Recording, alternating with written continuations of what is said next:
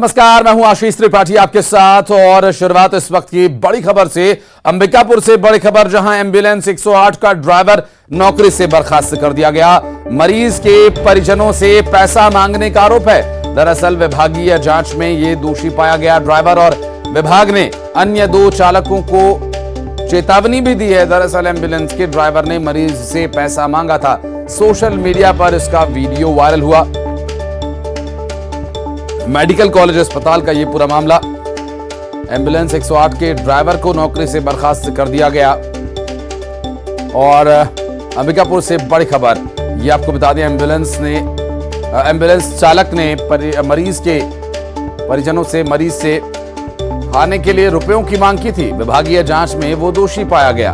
विभाग ने अन्य चालकों को चेतावनी दी है। एम्बुलेंस के ड्राइवर ने मरीज से पैसा मांगा था और उसका एक वीडियो सामने आया था जो कि मरीज द्वारा बनाया गया था। उसके परिजन वहां पर उस वक्त थे और इस पूरे मामले में कार्रवाई करते हुए विभागीय जांच में ड्राइवर को नौकरी से बर्खास्त कर दिया गया। और श्रवण हमारे सहयोगी इस वक्त हमारे साथ मौजूद है। श्रवण, खुद स्वास्थ्य मंत्री ने भी इस पूरे मामले का संज्ञान लिया था, जांच की बात कही थी और अब कार्रवाई हो गई है।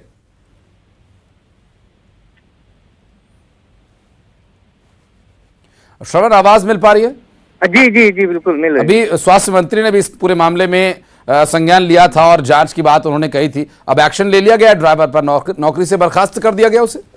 बिल्कुल बड़ा एक्शन लिया है। स्वास्थ्य मंत्री तक ये बात पहुंची थी क्योंकि वीडियो वायरल हो रहा था कि 108 के जो चालक थे वो रिफर मरीजों से 1000 रुपये के खाना पीने के लिए डिमांड कर रहे थे। तो वीडियो वायरल होने के बाद ये बात संज्ञान स्वास्थ्य मंत्री तक आई और एक बड़ा एक्शन यहाँ पर लिया गया है। वो जो चालक था उसको बर्खास्त कर दिया गया है और बाकी जो चालकों को उसको निर्देशित किया गया है और चेतावनी दी गई है कि अगर इस तरह से किसी तरह की दोबारा अगर शिकायत मिलती है तो बड़ी कार्रवाई की जाएगी। तो एक बड़ा यहाँ पे सामने निकल कर आया है। और दूसरी चीज ये भी वहाँ पर बताया गया है कि ये जो 108 जो संजीवनी एम्बुलेंस है वो पूर्णतः निःशुल्क है और इसमें किसी प्रकार के अगर कोई पैसा लेन देन की बात आती है तो तत्काल जो है 108 जो संभागीय प्रभारी जो मेडिकल कॉलेज अस्पताल में जहां कार्यालय है वहां सूचना देने की भी बात कही गई है। जी श्रवण, आप रहिएगा और कुछ खबरों पर आपसे डिटेल लेंगे। फिलहाल इस पूरे मामले में जो कार्रवाई की गई है इससे बढ़ते आगे। और अंबिकापुर से एक और बड़ी खबर आपको बता दें, जहां नवजात का शव मिलने से सनसनी है। तालाब के पास एक थैले में ये नवजात का शव मिला। लोगों ने शव मिलने की सूचना पुलिस को दी। दरअसल कोतवाली के बाबूपारा क्षेत्र की ये पूरी घटना है, जहां नवजात का शव एक थैले से बरामद हुआ है। और श्रवण हमारे सहयोगी इस वक्त हमारे साथ मौजूद है। श्रवण, क्या है ये पूरा मामला? आज सुबह जो स्थानीय जो लोग हैं वो तालाब, जोड़ा तालाब है, बाबूपारा स्थित है, कोतवाली थाना अंतर्गत पड़ता है। वहां पर एक झोले में नवजात का शव देखा और शव देखने के बाद जो है पूरे क्षेत्र में सनसनी फैल गई है। 112 की टीम को सूचना दिया गया है। मौके पर जो है 112 की टीम मौजूद है। पुलिस अभी फिलहाल नहीं पहुंच पाई है, लेकिन एक बड़ा यहाँ पर सामने निकल के आया है कि एक मानवता का संसार करने वाली खबर है कि कोई व्यक्ति ऐसे कैसे एक नवजात को झोले में रखकर यहाँ पर छोड़ गया है। और लगातार जो है पुलिस यहाँ पर अभी थोड़ी देर में पहुंचेगी और जांच करेगी कि आखिर में कौन ऐसा व्यक्ति है जो इस नवजात को यहाँ पर छोड़ के चला गया है। जी बिल्कुल। और इस पूरे मामले में एक बहुत ही अमानवीय पक्ष सामने आया है। एक छोटे मासूम बच्चे, लगभग कितनी उम्र श्रवण, इसका अंदाजा लगाया जा रहा है कितने महीने या कितने दिन का ये बच्चा है? ये नवजात है। मेरे को लगता है कि मुश्किल से वो 1 दिन का रहा होगा और जिस तरह से यहाँ पर अगर छोड़े हैं मुझे लगता है कि ये अनचाहा गर्भ है और किसी प्रकार का जो है उसको दिक्कत थी कि नवजात होने के बाद इसको छोड़ दिया गया है। क्योंकि अधिकतर केसों में ये देखा जाता है कि अनचाहा गर्भ रहता है। ऐसी स्थिति में जो उसकी परिवार वाले हैं वो उसे पैदा होने के साथ ही फेंक देते हैं। तो ऐसा ही मामला नजर आ रहा है। क्योंकि एक और दूसरा एंगल है कि एक यहाँ पर एक राजा जो निजी एक अस्पताल है, हो सकता है कि यहाँ डिलीवरी हुआ हो और मौत हुआ हो बच्चे का और मौत होने के बाद जो है उसको यहीं पास में जो जोड़ा तालाब है वहां पर ये नवजात को छोड़ करके जो परिजन चले गए हों, लेकिन अभी नवजात का शव देखा गया है। अभी 112 की टीम पहुंची है, पुलिस नहीं पहुंची है। पुलिस का इंतजार किया जा रहा है। पुलिस जैसे पहुंचेगी जांच किया जाएगा, सीसीटीवी को भी खंगाला जाएगा और इसके बाद जो है जो भी दोषी है उस पर कार्रवाई की जाएगी। जानकारी के लिए शुक्रिया शोभन। और ग्वालियर में तूफान बिपरजॉय का असर, ग्वालियर चंबल संभाग में कम दबाव वाला क्षेत्र बना। ग्वालियर में बीते 24 घंटे में 9 मिलीमीटर बारिश दर्ज की गई है। श्योपुर में 13 मिलीमीटर बारिश दर्ज की गई। दतिया मुरैना में 11 मिलीमीटर बारिश हुई। और मौसम विभाग ने आज ग्वालियर, मुरैना, भिंड जिलों के लिए येलो अलर्ट जारी किया है। संभाग के अधिकांश जिलों में आज तेज बारिश हो सकती है, ऐसा मौसम विभाग की तरफ से पूर्वानुमान लगाया गया है। और क्योंकि बिपरजॉय तूफान का जो एक असर है वो यहां पर बनता हुआ दिखाई दे रहा है।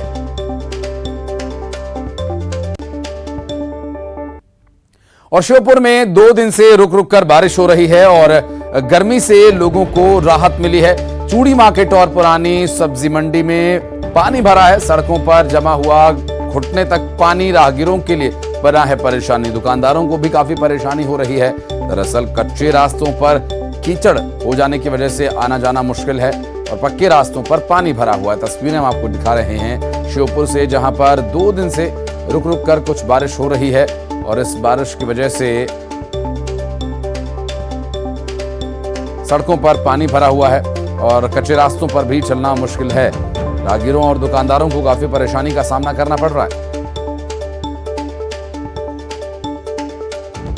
दरअसल जो लगातार बारिश का प्रभाव है वो लोगों को झेलना पड़ रहा है। आम लोगों की आवाजाही में काफी बाधा हो रही है पानी भर जाने की वजह से और दुकानदारों की दुकानदारी पर भी काफी असर पड़ रहा है। आम लोग नहीं आ पा रहे हैं और दुकानदारों को बहुत परेशानी इस संबंध में हो रही है। आने जाने में काफी परेशानी हो रही है पानी भर जाने की वजह से, जबकि बारिश का जो दौर है वो बीते 2 दिनों से जारी है। कुछ देर के लिए अगर थमती है तो फिर कुछ देर के लिए बारिश शुरू हो जाती है। ऐसे में आम जनजीवन काफी प्रभावित है। सप्ताह की शुरुआत में ही इस बारिश की शुरुआत हुई थी और अब 2 दिन लगभग हो चुके हैं और 2 दिन तक रुक रुक कर बारिश यहाँ पर हो रही है। चूड़ी मार्केट और पुराना बाजार में श्योपुर में पानी भर गया है। राहगीरों और दुकानदारों को परेशानी हो रही है।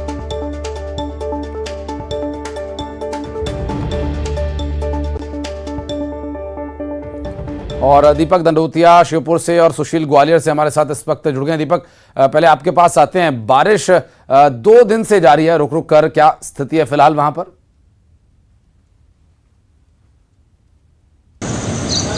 बिल्कुल, जहां तक बारिश की बात करें तो तेज हवा के साथ पिछले 2 दिनों से लगातार बारिश हो रही है। इसकी वजह से अब बारिश से जुड़ी परेशानियां भी शहर से लेकर ग्रामीण इलाकों में होने लगी हैं। सबसे पहले बात करें तो श्योपुर जिला मुख्यालय के जो बाजार है, चूड़ी मार्केट है, सब्जी मंडी है, पुरानी सब्जी मंडी इलाके में, फुल दरवाजे इलाके में जल भराव की स्थिति निर्मित होने लग गई है। ऐसे में लोगों को निकलने में, दुकानदारों को अपनी दुकानें चलाने में खासी दिक्कतें हो रही हैं और लगातार ये परेशानी पिछले सालों में भी होती रही है। हालांकि जो नगर पालिका प्रशासन है नालों की सफाई अब करा रहा है, लेकिन ये पहले हो जाना चाहिए था। बारिश क्योंकि 15 जून से मानसून शुरू हो जाता है तो महीने भर पहले ये इस तरह के इंतजाम कर लिए जाने चाहिए थे, लेकिन नहीं किए गए। इस वजह से जब अचानक ये बारिश हुई है उसके बाद इस तरह की स्थिति निर्मित हो गई है और लोगों को खासी दिक्कतें उठानी पड़ रही हैं। अब लोग तापमान ठंडा होने के तापमान में कमी आने से, मौसम ठंडा होने की वजह से खुश है, लेकिन जो दूसरी परेशानियां हो रही हैं, कीचड़ की किचकिच रास्तों पर, निचली बस्तियों में जल भराव की स्थिति निर्मित हो रही है, उससे वो परेशान भी हैं। बिल्कुल, सुशील भी हमारे साथ मौजूद है। सुशील, क्या स्थिति है फिलहाल वहां पर? बिल्कुल, देखिए ग्वालियर चंबल अंचल की बात करें तो यहाँ अधिकांश जिलों में कल सुबह से ही बारिश का दौर चल रहा है। रुक रुक कर और रात में भी जब लगातार बारिश हुई है। उसके तहत ग्वालियर जिले की बात करें तो यहाँ 9 मिलीमीटर से ज़्यादा बारिश हो चुकी है। इसके अलावा भिंड, मुरैना, श्योपुर में भी लगातार बारिश का दौर चल रहा है। दतिया में भी बारिश हो रही है। तो यहाँ भी करीब 11 से 13 मिलीमीटर बारिश इन जिलों में हो चुकी है। श्योपुर में भी कई जगह जो है बारिश से परेशानियां खड़ी होने लगी है। और जिस तरह से बिपरजॉय तूफान के बाद आज ग्वालियर चंबल अंचल में कम दाब का क्षेत्र बना हुआ है ग्वालियर चंबल अंचल के ऊपर, तो आज दिन भर ग्वालियर चंबल अंचल में बारिश होने की संभावना मौसम विभाग ने जताई है और मौसम विभाग के मुताबिक बारिश हो भी रही है। इसके साथ ही ग्वालियर, भिंड और मुरैना 3 जिलों के लिए येलो अलर्ट जारी किया है। यहाँ मध्यम से तेज बारिश होने की संभावना मौसम विभाग ने जताई है। तो बिपरजॉय का असर जो है अगले 24 घंटे तक ग्वालियर चंबल अंचल में रहेगा, इस तरह का मौसम विभाग ने अनुमान जताया। तो अब पूरे ग्वालियर चंबल अंचल में ही अगर देखें तो अधिकांश जिलों में बारिश हो रही है और ये क्रम लगातार चलता रहेगा कल तक। जी, बहुत शुक्रिया आपका सुशील इस पूरे मामले पर जानकारी देने के लिए। और बढ़ते हैं आगे, रायपुर से एक बड़ी खबर आपको बता दें, छत्तीसगढ़ में लू का कहर। दरअसल गर्मी और लू को लेकर अलर्ट जारी किया गया। मौसम विभाग ने ये ऑरेंज अलर्ट और येलो अलर्ट जारी किया है। प्रदेश में बढ़ती गर्मी को देखते हुए ये अलर्ट जारी किया गया। सरगुजा, बिलासपुर, मुंगेली, कोरबा, जांजगीर, रायपुर, बलौदाबाजार में ऑरेंज अलर्ट जारी किया गया। कोरिया, बलरामपुर, रायगढ़, मुंगेली में येलो अलर्ट जारी किया गया। अगले 24 घंटे तक लू और गर्मी के हालात बने रहेंगे। और ममता रांझेवार हमारी सहयोगी हमारे साथ जुड़ रहे हैं, उनसे बात करेंगे। ममता, आप बिपरजॉय का असर मध्य प्रदेश में ये हो रहा है कि वहां बारिश हो रही है और दूसरी तरफ उसी एरिया के साथ लगते छत्तीसगढ़ में, हालांकि काफी बड़ा रीजन है, लेकिन गर्मी और लू की स्थिति कब तक रहेगी ये स्थिति? बिल्कुल, देखिए अभी 8 बजे हैं और आप देख सकते हैं कि सीधे सीधे चेहरे पर जो है वो किस तरह से धूप पड़ रही है, यानी कि आप सीधे देख भी नहीं सकते, सीधी धूप पड़ रही है और इससे आप अंदाज़ा लगा सकते हैं कि कितनी ज़्यादा जो है वो धूप तेज़ है। दूसरी बात अगर हम बात करें तो कल टेम्परेचर जो है छत्तीसगढ़ में कई जगहों पर 44 डिग्री के करीबन गया था। आज भी इसी तरह की जो आशंका है वे व्यक्त की जा रही है और यही वजह है कि मौसम विभाग ने ऑरेंज अलर्ट जारी किया है कई जगहों पर, यानी कि काफ़ी तेज़ धूप रहेगी, और कई जगह पर येलो अलर्ट जारी किया है। जिन जगहों पे ऑरेंज अलर्ट जारी किया गया है साफ तौर पे वहाँ पर लू के हालात हैं और जहाँ पर येलो अलर्ट जारी किया गया है वहाँ पर भी लू जैसी स्थिति को लेकर अलर्ट जारी किया गया है। राजधानी रायपुर में भी राहत नहीं लग रही है। अमूमन जगन्नाथ यात्रा जो होती है उसमें बारिश होती है और ऐसा माना जाता है, ऐसी धारणा भी होती है कि जो बारिश होती है तो काफ़ी अच्छा मानसून रहेगा या आने वाला समय जो है वो बारिश का काफ़ी अच्छा रहेगा। लेकिन आप देख सकते हैं कि आज जो है जो लोग इस आस्था पे भरोसा करते हैं, जो इस बात पे भरोसा करते हैं, वो लोग भी और खासतौर पे किसान जो है वो काफ़ी चिंतित नज़र आ रहे हैं। अकरस जुताई समय होती है वो नहीं हो पा रही, क्योंकि पहली बार में जो बारिश होती है उसके बाद में अकरस जुताई की जाती है और जितने खरपतवार है तमाम चीज़ें हैं उस पर जो है वो हल चलाया जाता है।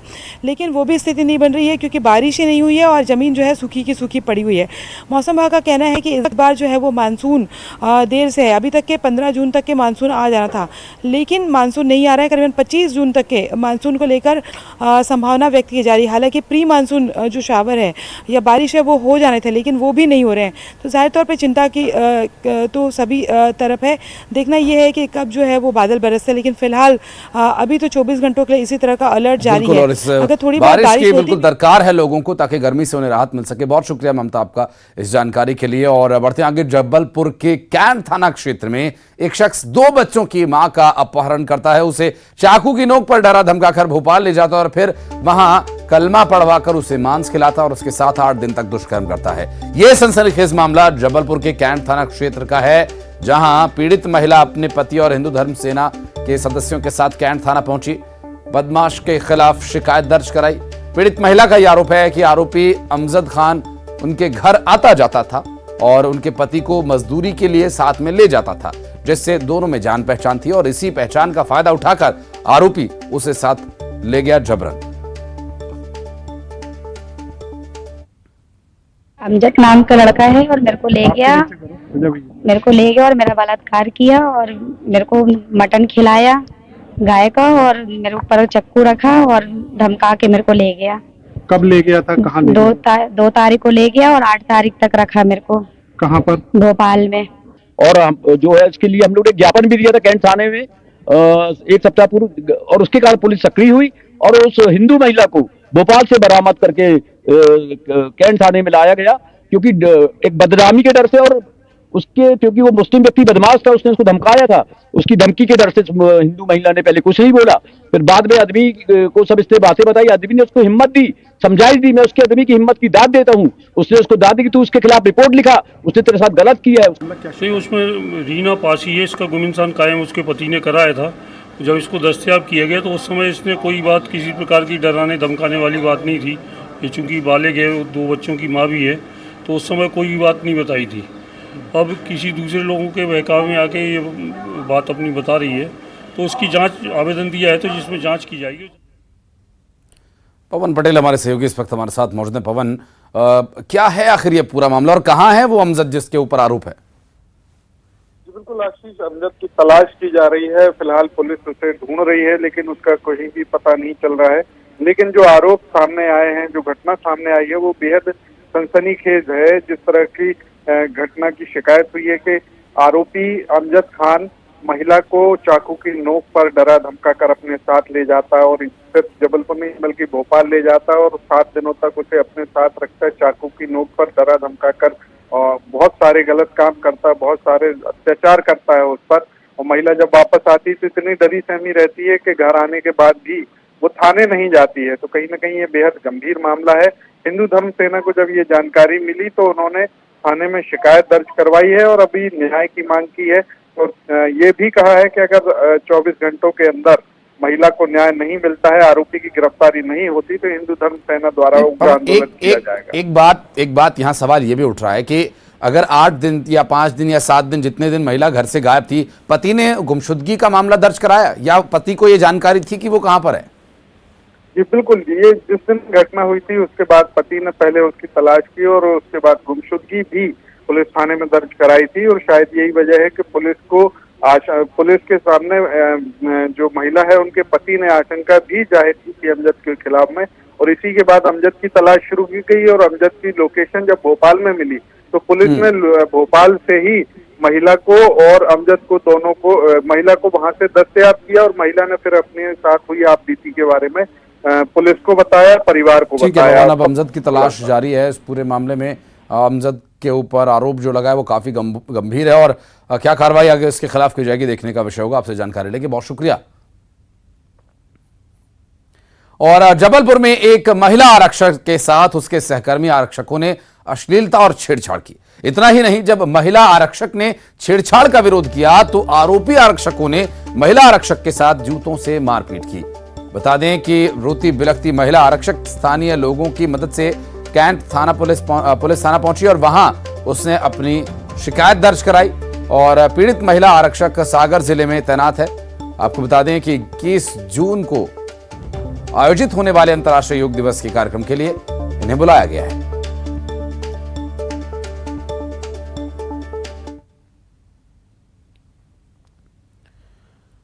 और रायपुर से बड़ी खबर, 22 जून को गृह मंत्री अमित शाह छत्तीसगढ़ के दौरे पर जा रहे हैं। दरअसल अमित शाह के दौरे को लेकर उच्च स्तरीय बैठक होनी है।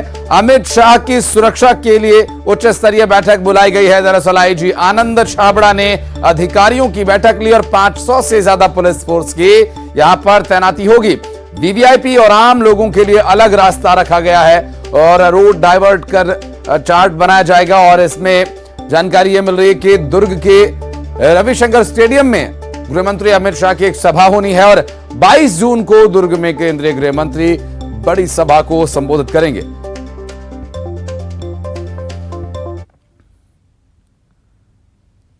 और ओडिशा के पुरी में भगवान जगन्नाथ की रथ यात्रा शुरू हो गई है। बड़े भाई बलभद्र और बहन सुभद्रा के साथ तकरीबन 2.5 से 3 किलोमीटर दूर गुंडीचा मंदिर वे जाएंगे, जो कि उनकी मौसी का घर कहा जाता है। और इस रथ यात्रा में तकरीबन 25 लाख लोगों के आने की संभावना है।